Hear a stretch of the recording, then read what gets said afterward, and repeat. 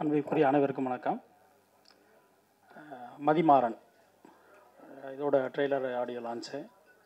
So first வந்து GS cinema தயாரிப்பாளர் நவீன் சீதாராமன் அவர்களுக்கு ஒரு பெரிய நன்றி. ஆனால் அறிமுக இயக்குனர் பாலா சாரோட பட்டறையிலிருந்து வர்றாரு மந்திர வீரபாண்டியன். ஸோ ஒரு முதல் வாய்ப்பு கொடுத்ததுக்காக தயாரிப்பாளருக்கு ஒரு பெரிய நன்றி. ஏன்னா ஒவ்வொரு இயக்குனருக்கும் அது முதல் பட இயக்குனருக்கு வாய்ப்புகள் தர்றவங்க வந்து லைஃப்பில் நம்ம எப்போவுமே மறக்கக்கூடாது. ஒரு பெரிய லைஃப்பை நம்ம ஜேர்னி ஆரம்பிச்சுடுறாங்க. ஸோ எப்போதுமே அந்த முதல் இயக்குனர்களுக்கு வாய்ப்பு தர்ற எல்லா தயாரிப்பாளருக்குமே நான் நன்றி சொல்கிறது வழக்கம். அந்த வகையில் நவீன் சந்திரா தயாரிப்பாளருக்கு வந்து பெரிய நன்றி. அதுக்கடுத்து வந்து விழாவில் இருக்கக்கூடிய ஸ்டேஜில் இருக்கக்கூடிய எல்லாருக்குமே பெரிய நன்றி. ராஜன் சார் இருக்காங்க, இசையமைப்பாளர் விழாவின் நாயகன் கார்த்திக் ராஜா சார் இருக்கார், நந்தகோபால் சார் ப்ரொடியூசர் இருக்காங்க, சினேகண்ணன் இருக்கார், காளி வெங்கட் இருக்கார். இப்படி எல்லாருமே ரொம்ப முக்கியமான ஆட்கள் இருக்காங்க. ஜான் மேக்ஸன் இருக்காங்க, முருகானந்தன் நண்பர் இருக்கார்.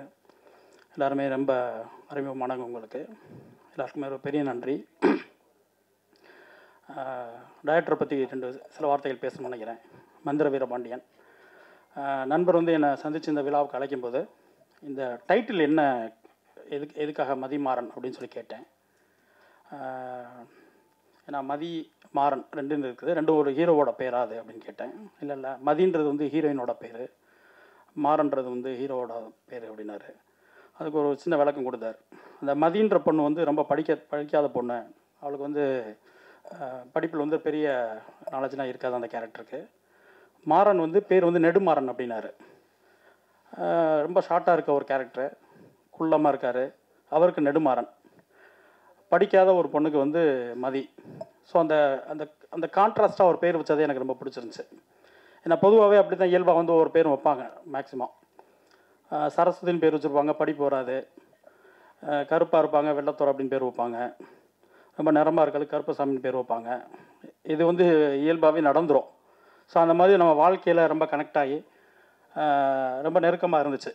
ஸோ ஒரு டைட்டிலுக்கே இவ்வளோ யோசிக்கக்கூடிய ஒரு டைரக்டர், ஒரு கான்ட்ராஸ்ட்டாக வாழ்க்கையோட ஒன்றி போய் ஒரு தலைப்பை யோசிக்கக்கூடிய ஒரு இயக்குனர். நிச்சயமாக ஒரு நல்ல கருவை எடுத்திருப்பார், நல்ல கதை எழுதியிருப்பார், நல்ல திரைக்கதை அமைச்சிருப்பார் அப்படின்னு நான் நம்பினேன். ட்ரெய்லர் பார்க்கும்போது எனக்கு ரொம்ப பிடிச்சிருக்கு. சாங்ஸ் ரொம்ப நேர்த்தியாக எல்லாமே மேக்கிங் வந்து அந்த ஒரு அறிமுக ஹீரோவை வச்சு ஒரு பட்ஜெட்டில் என்ன பண்ண முடியுமோ அதை மிக சிறப்பாக அவர் பண்ணியிருக்காரு நான் நம்புகிறேன். ஸோ ரெண்டாவது பாலா சார்ட்ட ஒர்க் பண்ணிட்டு வந்திருக்காரு. அவர் எடுத்திருக்க கண்டென்ட்டு, அதாவது ஒரு உருவ கேலி செய்கிற இந்த உலகத்தை வச்சு அவங்கள விமர்சனம் பண்ணியும், அவங்களுக்கு ஒரு இந்த உருவ கேலி உள்ளவங்கள யாரை விமர்சனம் பண்ணுறோமோ, யாரை கேலி பண்ணுறோமோ அவங்களுக்கு ஒரு தன்னம்பிக்கக்கூடிய ஒரு கதையை எடுத்திருந்தார். சாங்க்கு இடையில் வந்த சில டயலாக்ஸும் ரொம்ப நல்லா இருந்துச்சு, சூப்பராக இருந்துச்சு. ஸோ மந்திர வீரபாண்டியனுக்கு வந்து ஒரு பெரிய வாழ்த்துக்கள். நிச்சயமாக உங்களுக்கு ஒரு பெரிய எதிர்காலம் இருக்குன்னு நான் நம்புகிறேன். விழாவின் நாயகன் கார்த்திக் ராஜ் சாரை பற்றி பேசியாகணும். பாண்டியன் படத்தில் வந்து அவரோட முதல் பாடல் பாண்டியன் ராஜ்யத்தில் உயலாளா, அது வந்து அடிக்ட் ஆகாத ஆளே கிடையாது. ஏன்னா அதில் வந்து ராஜா சார் மியூசிக்கு, அதை தாண்டி அந்த சாங், அவரோட ஃபஸ்ட்டு சாங்கு ரொம்ப சின்ன வயசில் அவர் போட்டார். அந்த சாங் வந்து அவ்வளோ அப்படி ஒரு அடிக்ட் ஆகுச்சு எல்லாத்தையும். அந்த படத்துலேயே வந்து ராஜா சார் தாண்டி பாண்டியன் ராஜ்யத்தில் உயலாளா சாங் வந்து ஹிட் ஆச்சு. அன்றைக்கி இருக்க யங்ஸ்டர் எல்லாம் ரொம்ப திரும்ப திரும்ப கேட்ட ஒரு பாடல். ஸோ இன்னமும் அது எல்லா பக்கம் முடிச்சுக்கிட்டு இருக்கு. ஸோ இந்த படத்தில் ரெண்டு சாங்குமே ரொம்ப நல்லா இருக்குது சார். ரொம்ப சூப்பராக இருக்குது. பாடல் எழுதின பாலா சீதாராமன், வாழ்த்துக்கள் அவருக்கு. ரொம்ப ஞானக்கரவேல் நண்பர் அவர் தான், எனக்கு ரொம்ப நெருக்கமானவர். சாங்ஸ் ரொம்ப நல்லா வந்திருக்கு. பாடல்களை கேட்கும்போதும் சரி, விஷுவல்ஸ் பார்க்கும்போதும் சரி ரொம்ப நம்பிக்கையாக இருக்குது. நிச்சயமாக மதிவாரன் திரைப்படம் வந்து பெரிய வெற்றியிடம் நம்ம வாழ்த்துறேன். ஹீரோ சத்யன் செங்குட்டுவான், வெங்கட் ஆமாம், ரொம்ப சிறப்பாக வருவார். நிச்சயமாக அவருக்கு ஒரு பெரிய எதிர்காலம் இருக்குது. உருவம் தாண்டி இந்த உருவத்தோட இந்த ஹைட்டோட ஒரு ஹீரோ வந்து நிற்கும்போது நிச்சயமாக அவருக்கு வந்து அடுத்து ஹீரோவாக எத்தனை படங்கள் கிடைக்கும்னு எனக்கு தெரியாது. அதை தாண்டி எல்லா படங்களையும் அவருடைய முகம் வரும். மிக பிரபலமான ஒரு நடிகரை வருவார் நான் நம்புகிறேன். அவருக்கு ஒரு பெரிய வாழ்த்துக்கள். இவானா உங்கள் எல்லாருக்குமே ரொம்ப தெரியும், ரொம்ப சிறப்பாக பண்ணியிருக்காங்க. அப்புறம் ஹீரோவோட பேரா பண்ணியிருக்கவங்க ரொம்ப ரொம்ப நல்லா இருக்கு. என்னங்க ஆராத்தியா, அவங்களுக்கு ஒரு பெரிய வாழ்த்துக்கள், பெரிய வரவேற்பு.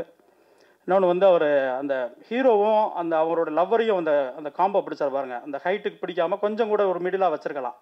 கொஞ்சம் ரொம்ப தப்பாக தெரியாது. ஆனால் நல்ல ஹைட்டாக ஒரு பொண்ணு, ரொம்ப ஷார்ட்டாக ஒரு பையன் அப்படின்னு அவர் யோசிச்சார்ல, அதுவே ரொம்ப அழகாக இருந்துச்சு. நிச்சயமாக மதிமாறன் திரைப்படம் வந்து ஒரு பெரிய வெற்றி அடையும். படக்குழுவினருக்கும் தயாரிப்பாளருக்கும் கார்த்திக் ராஜா சாருக்கும் ஒரு பெரிய வாழ்த்துக்கள். அதை தாண்டி இந்த படத்துக்கு நான் பேச வரும்போது நண்பர் வந்து மந்திர வீரபாண்டியன் பேசும்போது சொன்னார், ஆனால் உங்கள் மனசுக்கு பட்டதை பேசுங்க, உங்களுக்கு என்ன தோணுச்சோ பேசுங்க, இந்த ஃபங்க்ஷனை பற்றி மட்டும்தான் நீங்கள் பேசணுன்றது இல்லை அப்படின்னு என்கிட்ட கேட்டார். இப்போ கரண்ட்டில் இருக்க விஷயம் வந்து ஞானவேல் ராஜா சாருக்கும் அமீர் சாருக்குமான பிரச்சனை. ஆனால் அதை நான் இங்கே பேச விரும்பலை. என்ன காரணம் அப்படின்னா, நானே ஒரு மேடையில் ஒரு கோரிக்கை வச்சேன். எந்த விழாவுக்கு வருகிறோமோ, எந்த பாடல் பற்றி பேசணுமோ, எந்த மியூசிக் டைரக்டர் பற்றி பேசணுமோ, எந்த டைரக்டர் பற்றி பேசணுமோ அவங்கள பற்றி பேசுவோம்.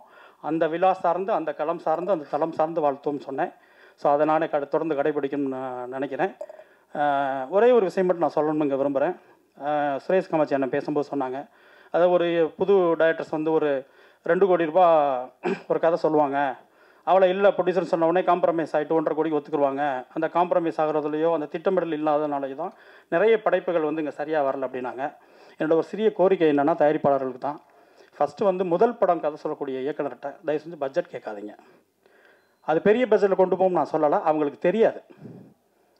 ஒரு கதையை கேட்கும்போது இந்த கதைக்கு என்ன செலவு பண்ணணும், யார் ஹீரோவாக இருந்தால் நல்லாயிருக்கும், யார் ஹீரோயினாக இருந்தால் நல்லாயிருக்கும், யாரை வச்சு இதை கொண்டு போய் சேர்க்கத்தா சூப்பராக இருக்கும், அவங்களுக்கு என்ன சம்பளம், மற்றபடி படம் எடுக்கிறதுக்கு என்ன வேணுன்றதுலாம் ஒரு இபிஓ ப்ரொடக்ஷன் மேனேஜர்ஸ் இருக்காங்க, அவங்களுக்கு தான் தெரியும்.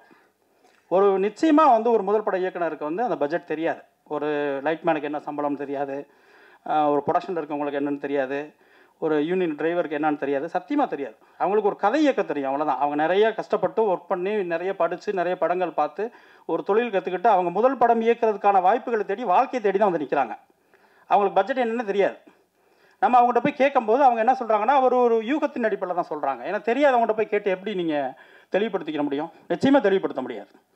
ஸோ அவங்க ஏதோ மனசில் பட்டதை சொல்லுவாங்க, அங்கே தவறுகள் நிச்சயமாக நடந்துருது. அது வந்து ஒரு தயாரிப்பாளராக இந்த கதையை பண்ணணுமா வேண்டாமா, பண்ணுனா எவ்வளோவுக்கு பண்ணனா நல்லாயிருக்கும், இதுக்குள்ளே பண்ணால் தான் இதுக்கு சேஃபு அப்படின்றது அதுக்கான ஆட்கள் இருக்காங்க. ஒரு ப்ரொடக்ஷன் மேனேஜர் இருக்காங்க, அந்த டீம் இருக்குது, ஃபினான்ஷியல் டிபார்ட்மெண்ட் இருக்குது. அது வந்து அவங்க தான் தீர்மானிச்சுக்கணும். முழு கண்ட்ரோலையும் மேலே ப்ரொடியூசர்ஸ் வச்சுக்கணும்னு தான் நான் சொல்கிறேன். அதை விட்டுட்டு அதை வந்து ஒரு முதல் இயக்குனர் மேலே, முதல் பட இயக்குனர் மேலே வந்து செலவு பண்ணிட்டான், அது பண்ணிட்டான், இது பண்ணிட்டான் அப்படின்னு சொல்லி மொத்தம் அவங்க வாழ்க்கையை காலி பண்ணி அவங்களோட ஃபியூச்சர்ஸ் எல்லாம் அப்படி மொத்தமாக எடுத்துகிட்டு போகிறது வந்து அது சரியாக இருக்குல்ல. ஏன்னா அது தெரியாதவங்கள்ட்ட போய் நம்ம கேட்குறது, வழி தெரியாதவங்கள்ட்ட போய் வழி கேட்டுட்டு உட்காந்து எப்படி சொல்ல முடியும்? நிச்சயமாக முடியாது. அவங்களுக்கு படம் எடுக்க தெரியும், அழகாக ஒரு கதை சொல்லணும்னு ஆசைப்பட்றாங்க, அதுக்கு போராடுறாங்க. ஸோ அவங்களுக்கு வேண்டியதை கதைக்கு என்ன வேணுமோ அதை கொடுத்துட்டு, அது ஒரு தயாரிப்பாளரும் முழு ரெஸ்பான்ஸ் அவங்க எடுத்துக்கிட்டு அவங்க கண்ட்ரோலில் வச்சுக்கிட்டு ஒவ்வொரு படத்தையும் கொண்டு போய் சேர்க்கும்போது இன்னும் ஒரு இயக்குனருக்கும் ஒரு தயாரிப்பாளருக்கும் ஒரு சுமூகமான உறவு இருக்கும். அது படம் முடிகிற ஸ்டேஜில் வந்து நிச்சயமாக ஒரு தயாரிப்பாளருக்கு இம்பெக்ட் சண்டை வந்துடுது. ஏன்னா 1000 தப்பு இருக்குது, யாரோட தப்பு பண்ணுறாங்க, எதுலேயே ஊழல் நடக்குதாங்க, ஷூட்டிங்கில் லொக்கேஷன்லேருந்து எங்கெங்கேயும் நடக்குது. ஆனால் மொத்த பழியும் ஒரு இயக்குனர் மேலே தான் வந்து நிற்கிது கடைசியில். அது வந்து ஒரு பழி சுமந்துக்கிட்டு மொத்த வாழ்க்கையும் இழந்துட்டு நிறைய இயக்குனர் போயிட்டுருக்காங்க. அது வந்து தயாரிப்பாளர் ரெஸ்பான்ஸ் எடுத்துக்கிட்டு அவங்க கரெக்டான டீம் வச்சு ஒவ்வொரு நாளும் ஒவ்வொரு நகர்வையும் அவங்க கண்காணித்து, ஏவிஎம் சரண் சார் இல்லையா, எவ்வளோ படங்கள் பண்ணியிருக்காங்க, அவங்க போட்ட பட்ஜெட்டில் முடிஞ்ச வரைக்கும் அவங்க படங்களில் வந்து அவங்க கண்ட்ரோல் பண்ணி கொண்டு போகிறாங்க. அது சரி தாண்டி போகுது, ஆட்கள் சரியில்லை அப்படின்னு தோணும்போது அவங்க அதை நிறுத்திக்கிறாங்க. படங்கள் எடுக்கிறதே கொஞ்சம் ஸ்லோ பண்ணிட்டாங்க. அந்த மாதிரி அவங்க எல்லா தயாரிப்பாளர்களும் ஃபுல் ரெஸ்பான்ஸ் அவங்க எடுத்துக்கணும், கண்ட்ரோல் அவங்க வச்சுக்கணும். இயக்குனர்களை இயக்கத்துக்கு மட்டும் பயன்படுத்துங்க, அதுதான் மிக சிறந்ததாக இருக்கும் நான் நம்புகிறேன். நன்றி.